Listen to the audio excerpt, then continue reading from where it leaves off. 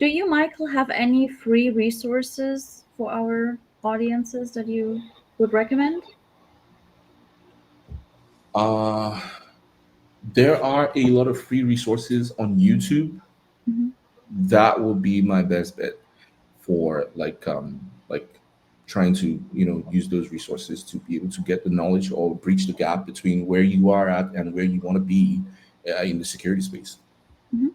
And then there's another question that is, um, which core skills should a beginner focus on first? Networking, Linux, or something else? Um, I think there was okay. Yeah, seems like there was a different question on the screen there. No. So you said, what core skills should a beginner focus on? Networking, Linux, or something else? Um, my opinion in this is if you could actually juggle both networking and Linux, that would be great. But you can't go wrong starting off with networking. There's many certifications on networking, like you have the Cisco Certified Network Associate and also the Network Plus from CompTIA. Those are actually great certifications to start off with.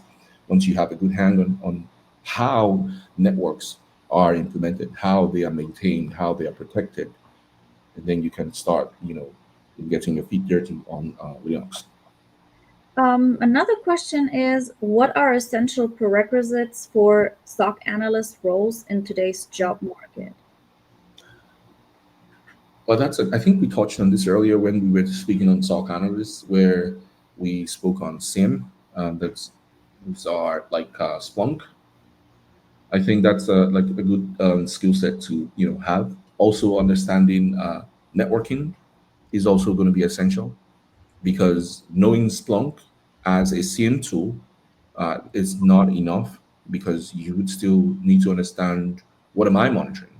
You're not just looking at a screen and you're waiting for cyber threats. I think it's pretty much essential as a security person to have like a picture of what you're trying to protect. It makes no sense if you're just like, oh, I'm just monitoring logs, but you don't really know the full picture of what you're monitoring. So I feel like networking, Linux, and practical experience with like implementing Splunk, they would be great prerequisites to have for SOC analyst roles. And also, do you think a good transition from data to security could be data security, understanding data loss prevention, or is it more a job duty within one of the bigger roles? Uh, I'll just have this read again. It says, do you think a good transition from data to security could be data security? Uh, so I feel like, and if I understand you correctly, being in data and being in security, they're two different roles. My own perception of being in data is analytics, able to visualize the numbers for business leadership, and then you now talk about security, which is protecting that data from being leaked at some point, and that's where you get to the point of data loss prevention. So, and data loss prevention is now going to be like the technical name for it. As a data analyst or as a data person, you're already doing some form of security, like maybe implementing passwords on your Excel spreadsheet. That's actually preventing people that are not supposed to see confidential information from prying eyes. So, but now data loss is now like a solution that has been implemented organization wide, not just as an Excel spreadsheet level, but this is for the entire organization. It's already like a solution that's in place to prevent things from getting out of the organization. So understanding data, that could also still help because you already have the knowledge of data. But then now when you get into the security aspect of it, you're thinking of how to protect that information from being compromised. Okay, another question is very specific with cloud security. Does networking correlate at all, or is it completely different? For cloud security, yeah, there is a component of network security in cloud security. Yeah. Also, can you land an internship without the necessary skills or minimal experience? That's a good question, and I feel like that would depend on the need of the business. When the business says we need an intern, they have that mindset already that they're going to train. But like If you want the intern to meet you halfway based on skill set, you are willing to put out the skill set that you should already have before coming in. So it's a subjective decision based on the company. Okay. And the last question, or one of the last questions, are apart from what you said about core skills, what skills are often missing in entry level candidates that I can start building now to stand out?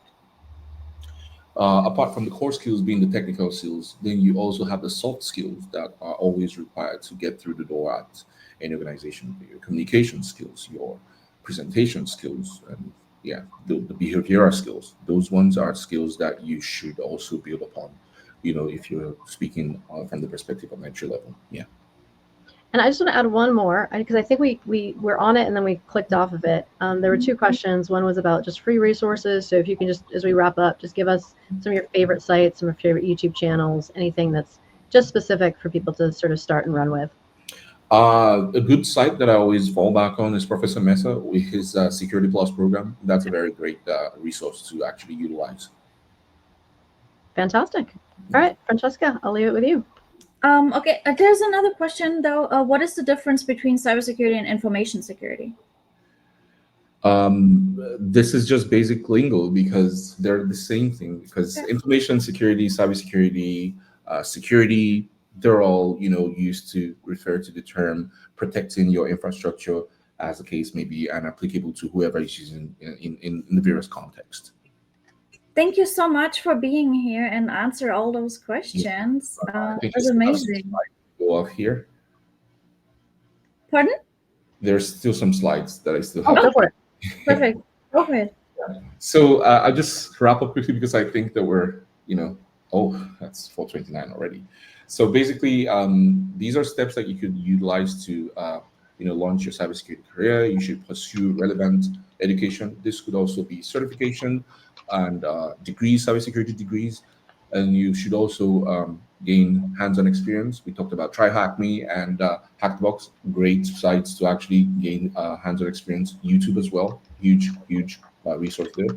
Build a professional network. You can actually link up with people at seminars, conferences, and LinkedIn as well. And continuously develop your skills because being a cybersecurity professional actually requires a whole lot of continuous development because you never stop learning. There's new attacks are coming up and new vulnerabilities are discovered. Zero-day attacks are coming up, and then we need the skill set to be able to combat these issues when they arise. Tailor your resume and have a great portfolio. Like your GitHub could be a great portfolio to have, and also prepare for interviews. And these are cybersecurity certifications that we touched upon as well. We have Computer Security Plus here. There is also the Certified in Cybersecurity by ISC2. Great certification to start out with. I understand that ISC2 is giving out 1 million certificates vouchers for free. You should leverage this as well. And then there's also the GIAC Security Essentials. This is actually with the government agencies in the United States. So this is also a great certification to have as well. These are actually entry-level certifications. And resources that we talked about, there's YouTube, there's Coursera, Udemy. These are paid in comparison to YouTube. There's industry certifications that we also talked about, professional communities, and the rest here. So these are the conclusions, and I urge you to take action, whether you're at the point of entry or you're trying to transition into cybersecurity. The learning never ends. It's always good to have that under your belt. And thank you.